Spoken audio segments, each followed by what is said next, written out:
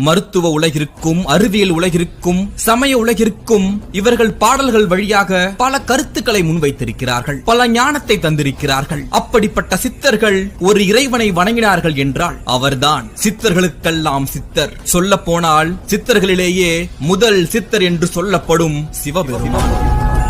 கோவில்களில் உள்ள சிற்பங்களில் சிலைகளில் இந்த சித்தர்கள் சிவனை தேடவில்லை, அதற்கு பதிலாக தங்களுடைய சித்தத்தின் உள்ளேயே சிவனை கண்டு தெளிந்து அவர்கள் வழிபட்டார்கள். இவர்களுடைய ஒவ்வொரு பாடலும் இன்று வரை அவிழ்க்க முடியாத பல முடிச்சுகளை கொண்டது. அப்படிப்பட்ட பல சித்தர்கள் எல்லாம் தேடி தேடி சென்று ஓரிடத்தை அடைந்து அங்கு இருக்கின்ற சிவனை உணர்ந்தார்கள் என்றால் அதுதான் திருவண்ணாமலை.